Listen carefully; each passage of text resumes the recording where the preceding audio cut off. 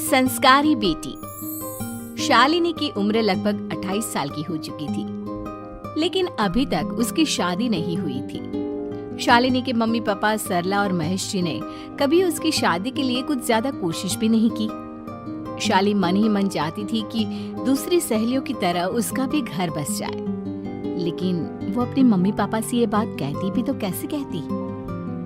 माँ जानती है, मेरी सहेली है ना शीतल, उससे बेटी हुई है, बड़ी प्यारी बच्ची है उसकी। अरे ये तो बहुत अच्छी बात है। उसकी शादी भी तो 4 साल पहले हो गई थी ना। अब क्या करे बेटा, चाहते हैं तो हम भी यही है कि तुम्हारी शादी हो जाए, लेकिन कोई अच्छा लड़का मिलता ही नहीं। कोई बात नहीं मम्मी पापा, मैं जानती हूँ आप मेरे लिए बहुत अच्छा रिश्ता ढूंढना चाहते हैं। अभी मेरी इतनी उम्र भी तो नहीं हुई है। अच्छा शालिनी बेटा, क्या है ना, मेरे पास नई साड़ी नहीं है और मुझे किटी पार्टी में जाना था, तो इस महीने तेरी तनख्वाह आ जाए तो एक नई साड़ी दिलवा देना बेटा। और बेटा मेरा मोबाइल भी थोड़ा पुराना हो गया है, 6 महीने से इसी को काम में ले रहा हूँ। एक नया मोबाइल ला देना बेटा। हाँ हाँ मम्मी पापा। और माँ, आप तनख्वाह की चिंता क्यों करती हैं? साड़ी तो मैं आपको कल ही दिलवा दूंगी। और रही बात आपकी मोबाइल की, तो मैं आज शाम को ही ऑफिस से लौटते वक्त ले आऊंगी। अरे भगवान सबको तुम्हारे जैसी बेटी दे, कितना ध्यान रखती है अपने मम्मी पापा का। पापा, आज आप दुकान नहीं जा रहे हैं क्या? वो क्या है ना बेटा, मेरे सर में जरा दर्द हो रहा है, इसलिए आज दुकान जाने का मन नहीं है। पापा दवाई ले लीजिए, और अगर हो सके तो चले जाइए। इस तरह दुकान बंद रहेगी तो ग्राहक आना बंद कर देंगे ना। अरे बेटा, तेरे पापा की अब उम्र हो चली है, और तू है ना हमारी कमाऊ बेटी, इतनी अच्छी नौकरी करती है, हमारा ख्याल रखती है, तेरे पापा को चिंता करने की क्या जरूरत भला है? ठीक है पापा, आप अपना ध्यान रखिए। मैं ऑफिस से लौटते वक्त आपका फोन ले आऊंगी। और माँ, आपकी साड़ी हम कल लेकर आएंगी।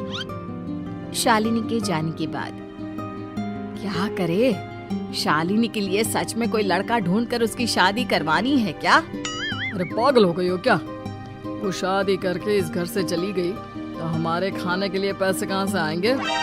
जानती हूँ वैसे भी आपको ना दुकान पर जाने में, काम करने में आलस आता है, अच्छे से पहचानती हूँ आपको। हाँ तो क्या हुआ, बेटी नौकरी करती है, जब बच्चे माँ बाप की कमाई पर मजाक कर सकते हैं, तो क्या माँ बाप बच्चों की कमाई पर थोड़े दिन चैन से जी नहीं सकते? अरे वो तो हम जी रहे हैं ना, देखा ना हमारी बेटी एक ही बार में हमें मोबाइल और साड़ी दिलाने के लिए कैसे फट से तैयार हो गई। एक दिन सरला की एक पड़ोसन अपने भतीजी का रिश्ता लेकर सरला के घर आती है। सरला बहन, ये मेरा भतीजा है प्रशांत, इसके लिए रिश्ता ढूंढ रही थी बहुत दिन से। अचानक से तुम्हारी बेटी का ख्याल आया। इतनी सुंदर और अच्छी नौकरी वाली लड़की है, मुझे तो बहुत पसंद है। अरे तुम्हारे पसंद करने से क्या होता है, मेरी बेटी को भी तो तुम्हारा भतीजा पसंद आना चाहिए ना। हाँ, ऐसे थोड़ी ना कि तुम्हें हमारी लड़की पसंद आ गई और हमने रिश्ता कर दिया। मेरा भतीजा बहुत बड़ी कंपनी में जॉब करता है। अंकल जी, मैंने आपकी बेटी को देखा है और वो मुझे बहुत पसंद है। हाँ, तुम्हें तो पसंद है, लेकिन हमें भी तो उससे एक बार पूछना पड़ेगा ना। तो बुलाइए ना शालिनी को, उससे पूछ लेते हैं कहाँ है वो। ऑफिस गई है और उसको आने में अभी देर लगेगी। लेकिन तभी शालिनी ऑफिस से आ गई। ये लीजिए, शालिनी भी आ गई। अब आमने सामने ही बात कर लेते हैं। आओ आओ शालिनी बेटा, इससे मिलो। मेरा भतीजा प्रशांत प्राइवेट कंपनी में अच्छी जॉब करता है। अब बेटा, तुम्हें ये लड़का पसंद है क्या? देखो बेटा, सोच समझ कर हाँ करना, तुम्हारे ऊपर कोई जबरदस्ती नहीं है। मम्मी पापा, प्रशांत की जॉब और उसकी बातें सुनकर मुझे तो काफी अच्छा लगा। मैं उससे शादी करने के लिए तैयार हूँ। ये लो, सारा मामला यहीं के यहीं निपट गया।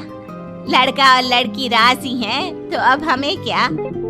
सरला की पड़ोसन और प्रशांत वहाँ से चले जाते हैं। अगले दिन, क्या हुआ मम्मी पापा, आप इतने उदास क्यों लग रहे हैं? वो क्या है ना बेटा, तुमने शादी के लिए हाँ कर दी उस लड़के के साथ। तो क्या हुआ माँ, उस लड़के में कोई खोट है क्या? आपको वो पसंद नहीं? अरे नहीं नहीं बेटा, जिसमें तुम्हारी खुशी उसमें हमारी खुशी। हमें भी लड़का पसंद है। तो फिर क्या बात है? अगर कुछ भी है तो आप मुझे बता सकते हैं। तुम्हारी माँ ये सोच सोच कर परेशान है कि तुम्हारे बाद हमारा क्या होगा। तुम हमारी इकलौती बेटी हो, हमारा बुढ़ापा कैसे कटेगा। अब बेटा, हम अपने बारे में सोचकर तुम्हें जिंदगी भर शादी करने से रोक तो नहीं सकते ना। जाओ, तुम अपनी जिंदगी में खुश रहो, हमारा क्या है, जैसे तैसे जी लेंगे। हाँ, बात तो सही है बेटा। कैसे भी करके मैं दुकान का काम कर लूंगा। तुम और प्रशांत शादी करके खुश रहो। अपने माँ बाप की बात सुनकर शालिनी काफी दुखी हो जाती है। उसे लगने लगता है कि वाकई में उसकी शादी हो जाने के बाद उसकी माँ और बाप का ख्याल कौन रखेगा। और यही सोचकर वो एक दिन प्रशांत से मिलती है। देखो प्रशांत, तुम मुझे बहुत पसंद हो, लेकिन मैं चाहकर भी तुमसे शादी नहीं कर सकती। अरे क्या हुआ शालिनी? क्या तुम मेरी किसी बात से परेशान हो? नहीं नहीं प्रशांत, मैं अपने माँ बाप की इकलौती संतान हूँ। अगर मैं भी शादी करके घर से चली गई तो उनका ख्याल कौन रखेगा, उनका खर्चा कौन उठाएगा। तो क्या तुम सारी जिंदगी शादी नहीं करोगी? शायद नहीं प्रशांत, और अगर अपने माँ बाप के लिए ये भी करना पड़े तो इसमें गलत क्या है। प्रशांत की सारी बात जाकर सरला की पड़ोसन यानी कि अपनी बुआ को बता देता है। ये सरला तो बड़ी चालाक निकली। प्रशांत, वो अपनी बेटी के साथ खेल खेल रही है। कैसा खेल? आप क्या कहना चाहती हैं? अरे शालिनी बहुत सीधी और संस्कारी लड़की है, लेकिन ये सरला और महेश एक नंबर के चालाक। बुआ जी, आपकी बात सही है, लेकिन अपनी बेटी के साथ भला कोई क्यों चालाकी करेगा? वो तो मैं तुझे कल बताऊंगी। तो कल सुबह मेरे साथ शालिनी के घर चलना। और फिर अगले दिन। क्या हुआ सरला बहन, तुम्हारी बेटी ने तो शादी के लिए मना कर दिया। अब पता नहीं बहन जी क्यों मना कर दिया। हम तो चाहते थे कि बेटी की शादी धूमधाम से करें। हमारी तो बहुत इच्छा थी कि शालिनी की शादी प्रशांत के साथ हो जाए, लेकिन अब क्या करें, वही नहीं चाहती।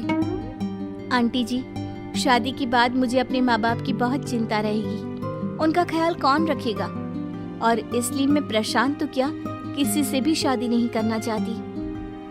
अंधी हो गई हो क्या माँ बाप के प्यार में? पहले जरा अपने माँ बाप से सच तो पूछ लो। कैसा सच?